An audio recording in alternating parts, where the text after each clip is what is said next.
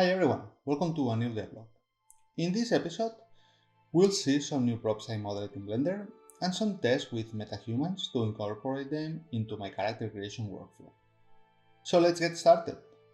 I have been working on more props for our hero's house. In the last devlog, I explained how accidentally I figured out a workflow to design and model props for my game. The workflow is very simple.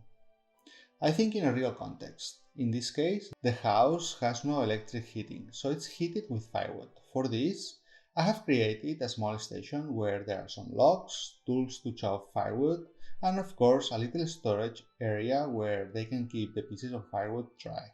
The context helps me to design the scene and create the models I need.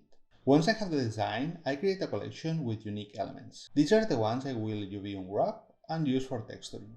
I export the collection to Marmoset to do the map baking, and from there I go to Substance Painter for texturing. The last step is to reveal the scene with the models from the collection and export the whole design to Unreal. The advantage of bringing the whole design from Blender is performance, because even if the design is complex, it counts as a single model with a single material, which counts as lesser draw calls. The disadvantage is that any changes have to be made in Blender and imported back into Unreal. On the other hand, this week I have been playing with Ultra Dynamic Sky, an asset I bought some time ago that I use for sky and weather management. Although the asset practically works out of the box, when you want to make custom adjustments, it has so many options that becomes a bit overwhelming. But little by little, I'm discovering the different settings and the possibilities are outstanding.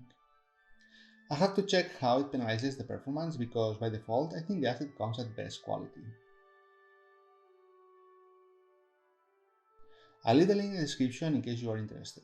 I was also testing the sequencer to make some higher quality renders, and the truth is it has been a headache to understand how it works.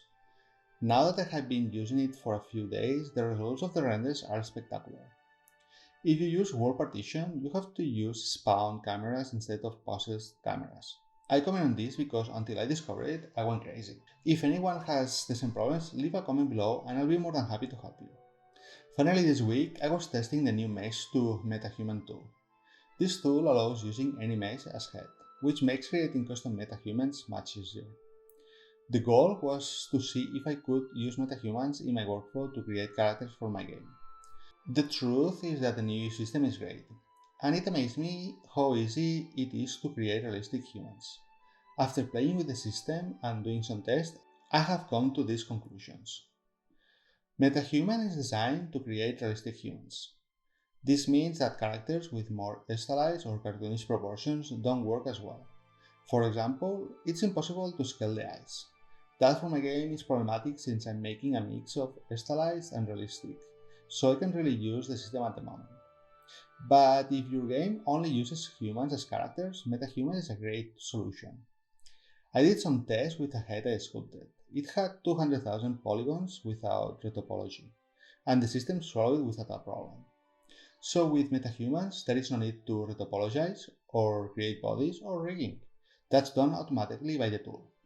Not to mention, the character is compatible with the third-person template, so you can have your characters reacting to your controller in no time. For me, this feature is one of the most spectacular because as a 3D artist, I know how long it takes to create a character from scratch. And with this system, the process is very fast and easy. I can't wait to see how far they push the tool. I'll leave the link to the quick guide of Mesh to Metahumans below. The documentation is super well explained and is very easy to follow step by step. And that was all this week. As always, thank you very much for watching and have a great day.